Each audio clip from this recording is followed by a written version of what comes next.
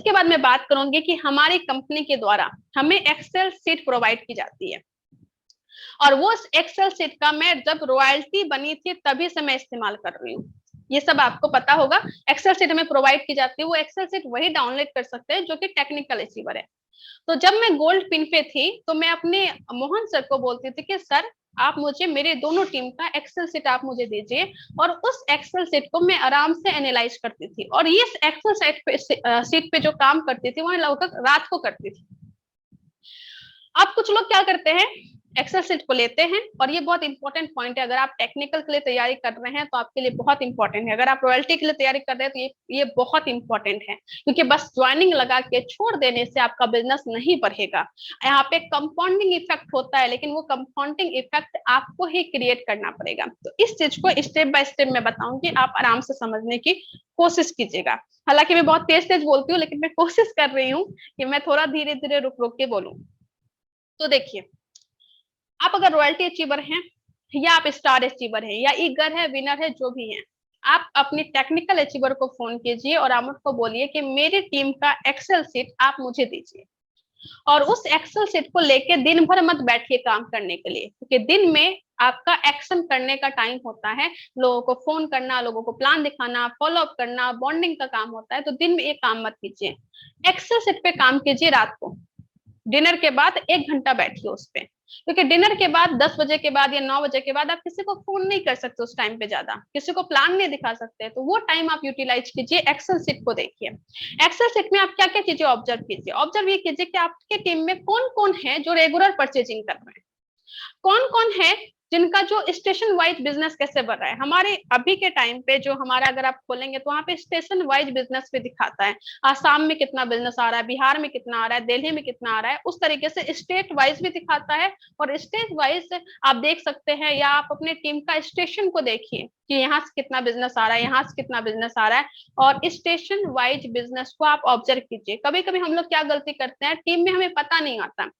हमारा बिजनेस आ रहा है बिहार से, और हम झारखंड के लीडर पे एकदम जोर लगाए हुए, तुम ये कर लोगे, ये कर लोगे, ये कर लोगे, जबकि मेन बिजनेस आ रहा है बिहार से, और हम उसको इग्नोर कर देते हैं। हम लोग क्या करते हैं, जो कमजोर है उसके पीछे लग जाते हैं, लेकिन आप लगिए, उसको उठाने में लगिए, लेकिन जो मजबूत है ना उसके पीछे अगर लग जाए, एक शक्तिशाली शक्तिमान निकल के आ जाएगा। हम लोग क्या कहते हैं, कमजोर के पीछे लगे रहते हैं, लेकिन अगर आप मजबूत के पीछे लगेंगे तो हो सकता है वो आपका शक्तिमान बन सकता है। तो मैं स्टेशन वाइज बिजनेस को ऑब्जर्व करके उस पे देखती थी कि इस टीम में बहुत पोटेंशियल है, तो मुझे उस पर थोड़ा सा ध्यान देना होगा, कमजोर पे भी देना है, पर आप कमजोर के चक्कर में आप स्ट्रॉन्ग टीम को भूलिए मत। तो स्टेशन वाइज आप बिजनेस को देखिए, कितनी आईडी टर्मिनेट हो गई है, उस आईडी को टर्मिनेट कैसे आप ओपन करवा सकते हैं। और मैं ये मानती थी कि अगर कोई आईडी टर्मिनेट हो गई है, अगर मैं उसको एक्टिवेट करवा देती हूँ तो वो मेरी नई ज्वाइनिंग के बराबर है, क्योंकि वो एक नया आदमी मैंने यहाँ पे टीम में लेके आई हूँ, तो मैं उसको नई ज्वाइनिंग मान के उस पर काम करती थी। उसके बाद वाइटल और एबल पिन जो भी है, जो बिगनर है, जो स्टार्टर है, हम लोग क्या करते हैं, हम लोग ये बोलते हैं, ये बहुत इंपॉर्टेंट पॉइंट मुझे लगता है जो हमसे शायद गलती होती है, हम लोग क्या बोलते हैं कि ये मेरा टीम है, ये एक बी टीम चल रहा है, अब मान लीजिए इसमें अगर कोई ये इसका बी लेग चल रहा है, इसका बी लेग चल रहा है, तो ये बी लेग जो है इसकी जिम्मेदारी, इसमें हम कुछ नहीं करेंगे, इसमें कुछ नहीं देखेंगे। लेकिन ये सबसे बड़ी गलती हो जाती है, जो भी आपके लेग में है उसका अगर बी टीम है तो उसके भी आप स्ट्रक्चर को देखिए, उसके स्ट्रक्चर को एनालाइज कीजिए। हो सकता है कोई एक डायमंड, आपके टीम का डायमंड कोई एक दूसरे बी लेग में फंसा होगा, उसको अगर आप वहां से बिजनेस खड़ा करना सिखा देंगे तो वहां से आपका एक डायमंड निकल सकता है। तो आज के बाद आपकी टीम के जितने भी लोग हैं, जितने भी लीडर हैं, वो आपके लीडर हैं, किसी का ए बी सी ये सब कुछ भी मत कीजिए, सीधे आप काम कीजिए। और ये सब ऑब्जर्व करने के बाद टू डू लिस्ट आप तैयार कीजिए। रेगुलर परचेजर कितने हैं, मान लीजिए आपके टीम में बहुत हैं, 100 हैं, तो उसमें से 10 नाम को आप उसको नोट डाउन कीजिए। 10 नाम को नोट डाउन करने के बाद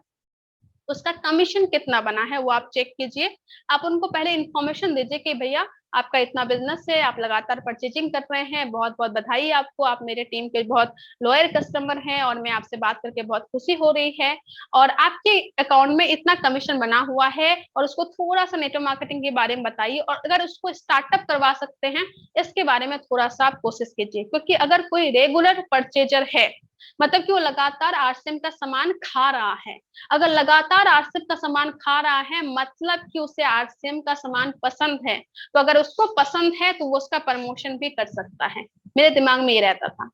कौन स्टेशन वाइज बिजनेस है तो उसको देख के आप उसका टू डू लिस्ट बना लीजिए कि आज मुझे इस स्टेशन पे काम करना है।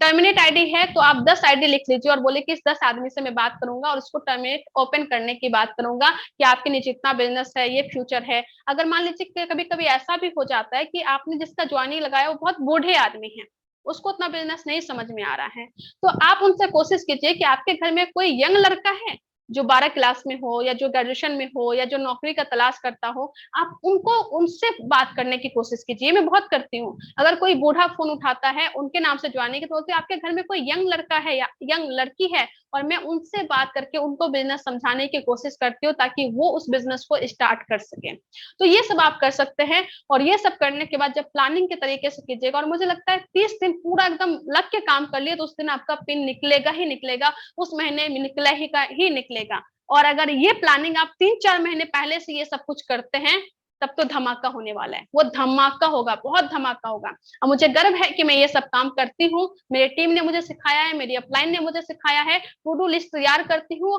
और पूरा अपनी पूरे बिजनेस स्ट्रक्चर का ए लेग बी लेग सबके स्ट्रक्चर का ध्यान रखते हुए, बिजनेस चेक करते हुए, जहां पे कोई पोटेंशियल लीडर मुझे दिखता है मैं उसके पीछे लग जाती हूँ। मुझे फर्क नहीं पड़ता कौन किसके बी लेग में ए लेग में है, सब मेरी टीम है, मैं करूंगी और नए नए लीडर क्रिएट करूंगी बस। और वो लीडर क्रिएट होगा, मेरे टीम में एक डायमंड क्रिएट होगा। इसको ध्यान में रख के मैं पूरा का पूरा बिजनेस करती हूँ। अगर आज तक आप एक्सेल सीट पे काम करना नहीं सीखे तो आप सीखिए, यूट्यूब पे है सब कुछ कि एक्सेल सीट पे कैसे काम करते हैं, कैसे सॉर्ट करते हैं। और उसके बाद मैं एक्सेल सीट में नंबर को लेती हूँ, नंबर को लेके आप ऑटो मैसेज में भेज सकते हैं, बहुत सारा सॉफ्टवेयर है, आप ऑटोमेटिकली व्हाट्सएप पे मैसेज भेज सकते हैं, ऑटोमेटिकली उसको मैसेज कर सकते हैं, ये सब टेक्निक भी अपना सकते हैं, तब आपका बिजनेस एकदम स्पीड से धूम धड़क्के से बढ़ेगा।